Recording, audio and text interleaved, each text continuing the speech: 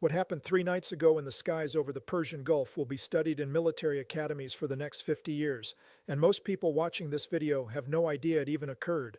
In the span of 72 hours, Iran conducted a weapons test that fundamentally alters the strategic equation in the Middle East, and the Western defense establishment is currently in emergency consultations, trying to process implications that have no comfortable answer. Let me be very clear about what we are discussing tonight. This is not another missile test. This is not another drone demonstration. What Iran tested represents the single most destabilizing weapons capability in the history of modern warfare, and it works. The test was successful. The technology is validated. In Israel's entire defensive architecture, every system that the United States and Israel have spent 40 years and $200 billion building becomes functionally irrelevant the moment this weapon is deployed at scale. I am going to take you inside every dimension of this moment. How does an electromagnetic pulse weapon actually function? And why does it represent a category of threat that Iron Dome was never designed to counter? What does the test data tell us about Iranian capability and timeline for operational deployment?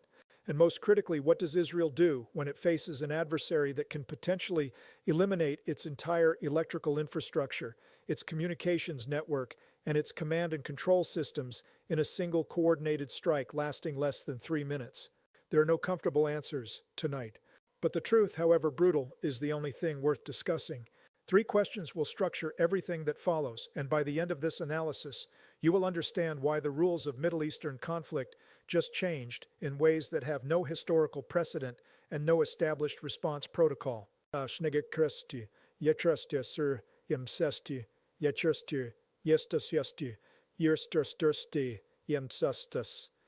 Section 1. Technical Exposition: The Physics of Civilizational Collapse. Let me explain exactly what an electromagnetic pulse weapon is and why it represents something categorically different from conventional military technology. An EMP device generates a massive burst of electromagnetic radiation that propagates outward in all directions at the speed of light. When this electromagnetic wave encounters electronic systems, it induces voltage surges in conductive materials, including electrical wiring, circuit boards, transformers, and data transmission lines. These surges overwhelm protective systems and permanently destroy sensitive electronics. The critical distinction is that EMP does not destroy through kinetic impact or explosive force. It destroys through electromagnetic physics that cannot be intercepted by traditional missile defense. The Iranian test conducted 72 hours ago involved a high-altitude detonation at approximately 40 kilometers above the Persian Gulf. Intelligence assessments that reached Western defense ministries indicate the device generated an electromagnetic field strength of 50,000 volts per meter at ground level within a 200-kilometer radius. To understand what this means, consumer electronics typically fail at field strengths exceeding 1,000 volts per meter. Military-hardened systems are designed to withstand up to 10,000 volts per meter. What Iran demonstrated was 5 times beyond military hardening standards. Here's what you need to understand about the test parameters. The detonation altitude of 40 kilometers places the weapon above the effective range of all Israeli air defense systems. Iron Dome engages targets between 0 and 15 kilometers altitude. David's sling covers 15 to 40 kilometers. Arrow 3 is designed for exoatmospheric interception above 80 kilometers. There is a gap, and Iran just demonstrated that they know exactly where that gap exists. The device itself weighs approximately 800 kilograms and can be delivered by Iran's K-Bar-Shekan medium-range ballistic missile, which has a range of 1,450 kilometers. Flight time from Iranian territory to optimal detonation position above central Israel is approximately 7 minutes. The electromagnetic pulse propagates at light speed, meaning the time between detonation and infrastructure impact is effectively instantaneous. Let me give you specific numbers on what this means for Israeli infrastructure. Israel's electrical grid operates on a centralized architecture with 8 major transformer substations. These substations contain large power transformers, each weighing between 100 and 400 tons and requiring 18 to 24 months to manufacture and replace. An EMP strike would simultaneously destroy the semiconductor components in these transformers across the entire affected radius. The transformers cannot be repaired. They must be completely replaced. Israel's communications infrastructure relies on cellular networks, satellite ground stations, and fiber optic repeaters, all of which contain vulnerable electronic components. Military command and control systems, while more heavily shielded, still depend on commercial electrical grid for primary power and commercial communications networks for redundancy. The Israeli Defense Forces have hardened bunkers and backup systems, but the question is not whether they have some protected capability. The question is whether they can conduct coordinated military operations when 90% of their communications architecture is non-functional. The economic implications are genuinely staggering. Israel's GDP is $520 billion annually. Modern economic activity is entirely dependent on electrical power and digital communications. If you eliminate electrical infrastructure for 60 to 90 days, which is the minimum timeline for partial restoration after transformer destruction, you are looking at economic losses exceeding $150 billion, or roughly 30% of annual GDP. This does not account for permanent capital flight, which would accelerate dramatically as businesses and wealthy individuals recognize the vulnerability.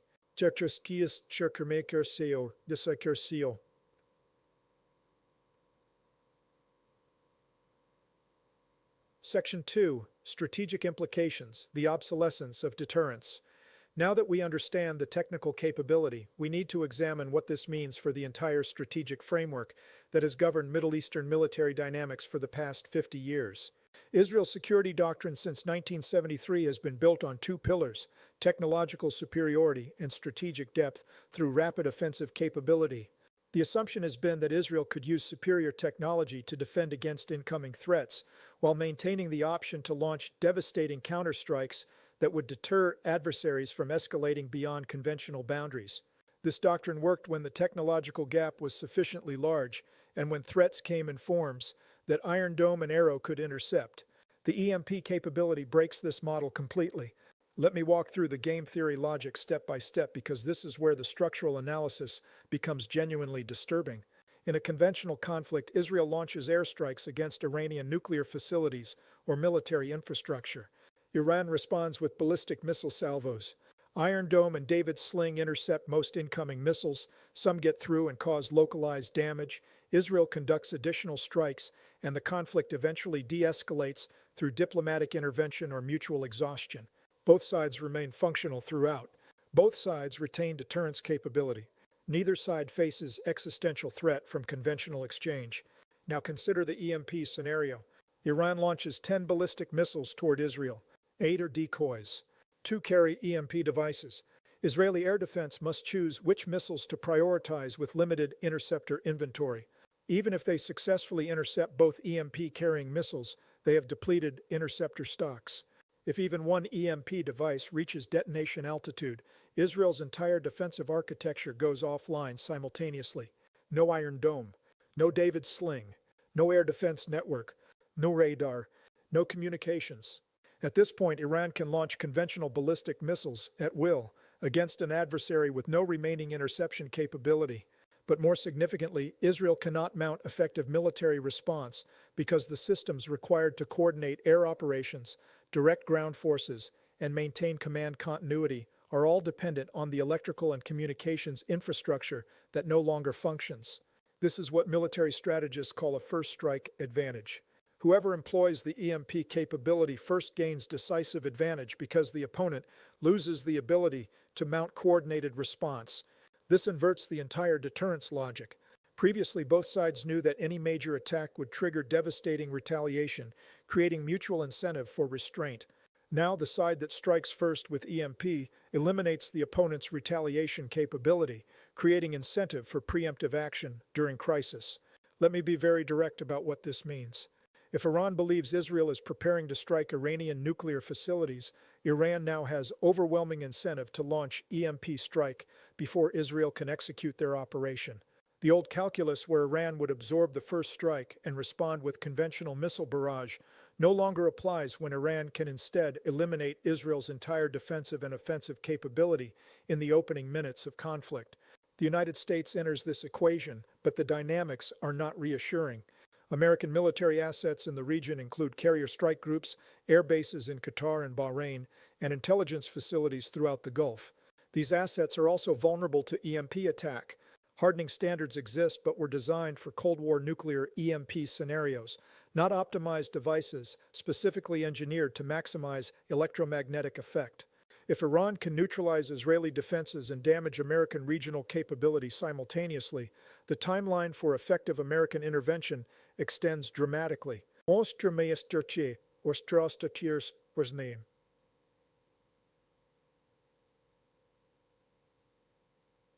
Section 3. Historical Patterns, the technology that erases technology advantages. Let me put this in historical context because what we are witnessing is not unprecedented. Throughout military history, there are moments when a new technology or tactical innovation renders previous advantages obsolete and forces complete strategic recalibration. The English longbow in the 14th century nullified the mounted knight advantage that had dominated European warfare for 3 centuries. A peasant with 6 months of training could kill a nobleman who had spent a lifetime preparing for mounted combat and wore armor costing the equivalent of a small village. The entire feudal military structure became obsolete within a generation. The machine gun in the First World War eliminated the offensive infantry tactics that had worked for centuries. Mass charges that could overwhelm defensive positions through sheer numbers instead produced casualties measured in hundreds of thousands for territorial gains measured in meters. The armies that adapted to this new reality survived. The armies that continued 19th century tactics were destroyed. Nuclear weapons in 1945 made conventional military superiority largely irrelevant between major powers. The United States could field the most advanced tanks, the most capable aircraft, and the largest navy in human history, but this conventional dominance meant nothing if the Soviet Union could destroy American cities with thermonuclear weapons. The entire logic of great power conflict had to be rebuilt around deterrence rather than victory. What Iran has demonstrated is the current era's equivalent. Israel has spent decades building qualitative military edge through advanced aircraft, sophisticated missile defense, and superior intelligence systems. This edge has been decisive in every conflict since 1967, but electromagnetic pulse technology makes the sophisticated electronics that enable this edge into a vulnerability rather than a strength. The more technologically advanced your military, the more dependent you are on electronics, the more vulnerable you become to EMP attack. This is the deep historical irony. The technological sophistication that gave Israel overwhelming advantage against Syria, Egypt, and Iraq in conventional warfare creates systemic vulnerability against an adversary that can eliminate electronics across an entire theater with a single weapon. The country with 19th century electrical infrastructure suffers far less from EMP than the country with completely digitized smart grid and network-centric warfare doctrine. There is a reason Iran pursued this capability rather than trying to match Israeli Air Force jet for jet or building equivalent missile defense systems. They understood that technological competition on Israel's chosen battlefield was a losing proposition. So they changed the battlefield to one where their adversaries' strengths become weaknesses. Every empire that relied on technological superiority eventually encountered an adversary that found the gap in the armor. Rome's legions were invincible in set-piece battle, but vulnerable to sustained guerrilla warfare by Germanic tribes. The Spanish Armada represented the most powerful naval force ever assembled, but was destroyed by smaller English ships using superior tactics in home waters. Nazi Germany's technically superior tanks and aircraft were overwhelmed by Soviet mass production and American industrial capacity. Israel is facing that moment now. The question is whether they recognize it in time to adapt. Section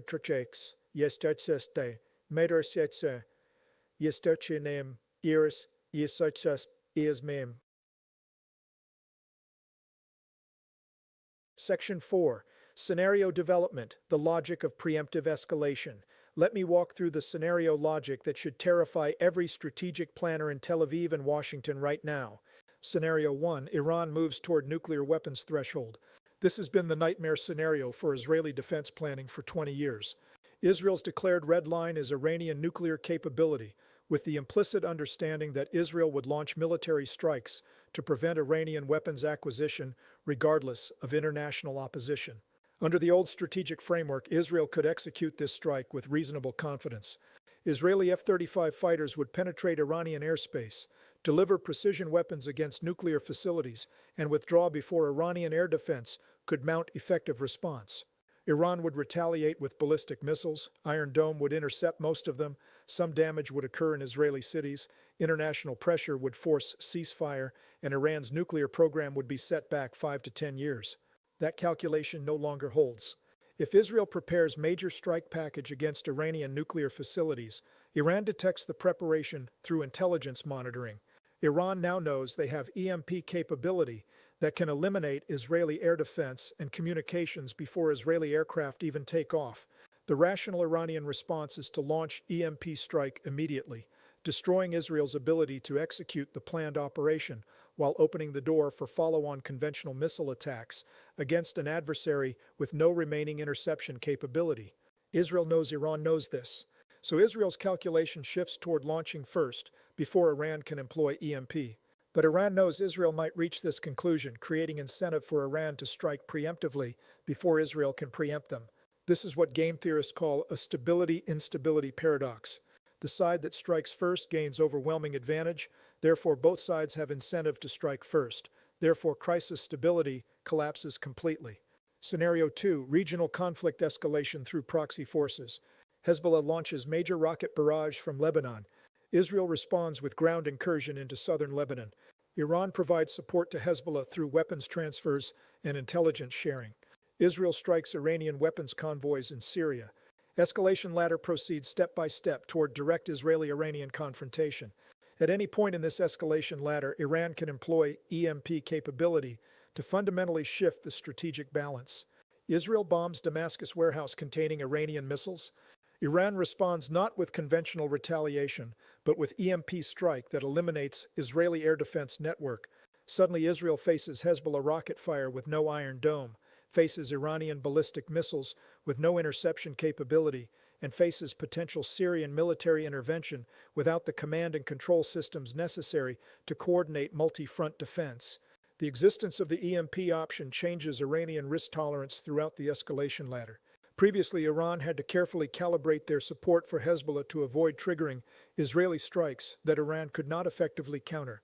Now Iran can support Hezbollah more aggressively, knowing they possess the capability to neutralize Israeli military superiority if conflict escalates beyond acceptable bounds. Scenario 3, American military intervention. Israel faces existential threat from combined Iranian, Hezbollah, and Syrian forces. The United States intervenes with air power and naval strikes against Iranian military infrastructure. Iran responds with EMP strikes against American bases in Qatar, Bahrain, and Kuwait, simultaneously with strikes against Israeli infrastructure. American carrier strike groups in the Persian Gulf are partially hardened against EMP, but were not designed to operate in completely non-permissive electromagnetic environment. Aircraft can still fly, but the data links, radar systems, and communications networks that enable coordinated modern warfare are degraded or destroyed. American forces can still fight, but they fight as individual platforms rather than networked kill chain. Combat effectiveness drops by an estimated 60 to 70%.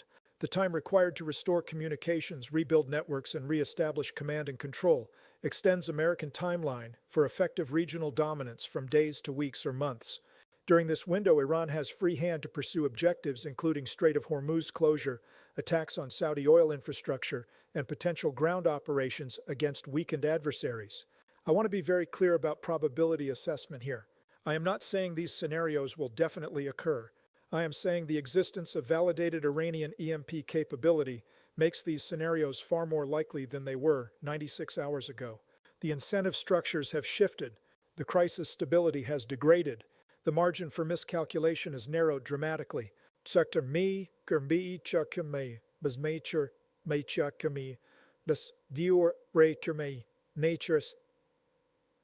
Section 5. Systemic implications, the petrodollar endgame. Let me take this analysis one level deeper because the EMP capability connects to forces much larger than Israeli-Iranian military balance. The United States dollar serves as global reserve currency because oil is priced in dollars. Saudi Arabia and Gulf states sell oil exclusively in dollars, creating permanent demand for American currency regardless of American economic fundamentals. This petrodollar system allows the United States to run trillion-dollar deficits, maintain global military presence, and export inflation to the rest of the world. The system works as long as Gulf oil flows freely and prices remain denominated in dollars. Iranian EMP capability threatens this entire structure. If Iran can neutralize American military assets in the Gulf with electromagnetic attack, if Iran can close Strait of Hormuz without facing immediate American military response, if Iran can demonstrate that American security guarantees to Gulf monarchies are no longer credible, then the fundamental bargain underlying the petrodollar system breaks down. Saudi Arabia and UAE have already been diversifying their currency reserves and exploring oil sales in yuan to China. They have been doing this slowly and carefully to avoid triggering American retaliation. But if America demonstrates inability to protect Gulf allies against Iranian EMP threat, the incentive for rapid diversification increases dramatically. Why maintain exclusive dollar pricing when the security guarantee backing that arrangement is no longer credible? The moment Gulf states begin accepting yuan, euro, or gold for oil sales, demand for dollars decreases. American bond yields increase. Debt service costs explode. The federal government faces choice between massive spending cuts or hyperinflationary money printing. Either choice triggers economic crisis that makes 2008 look like a minor correction. This is not speculation. This is structural analysis of interconnected systems, where military capability shifts create cascade effects through economic and monetary arrangements. The EMP test that occurred 3 nights ago is not just about Israeli air defense. It is about whether American military primacy in the most strategically critical region on Earth remains credible. China is watching this very carefully. If the United States cannot maintain credible deterrence against Iran, what does that signal about American capability to defend Taiwan against Chinese invasion? If American carrier strike groups are vulnerable to EMP attack in the Persian Gulf, are they equally vulnerable in the South China Sea? The answers to these questions will determine whether we are watching the beginning of American imperial decline or merely a tactical setback that can be managed through adaptation.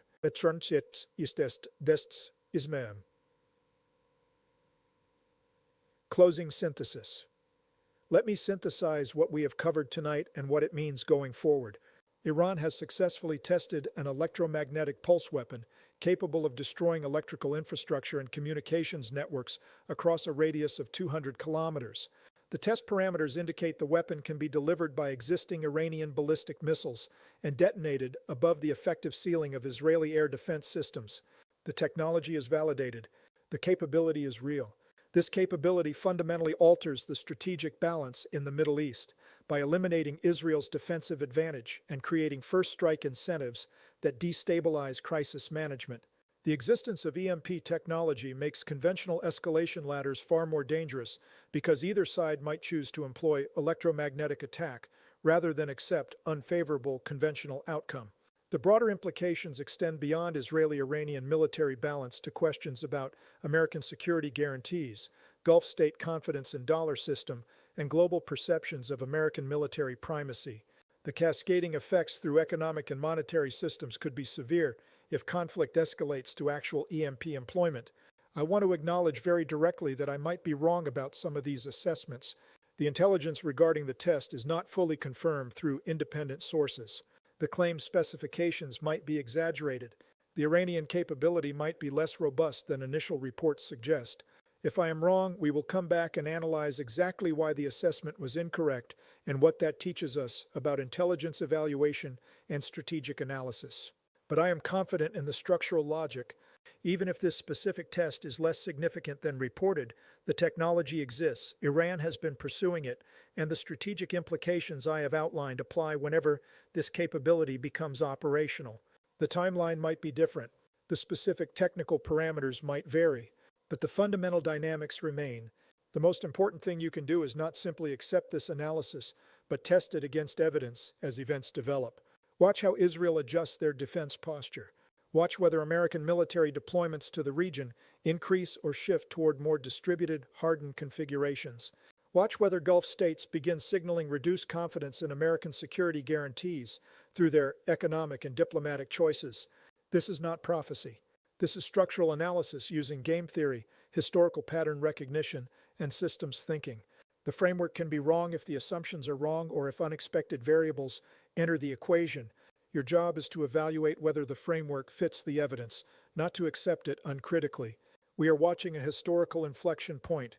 The rules that govern Middle Eastern conflict for 50 years are being rewritten by technological change that makes previous advantages obsolete. How Israel, the United States, and Iran navigate this transition will determine whether we are heading toward catastrophic war or painful but managed strategic adjustment. I will continue analyzing these developments as they unfold, applying the same framework and acknowledging when predictions fail to materialize. The truth, however uncomfortable, remains the only thing worth pursuing.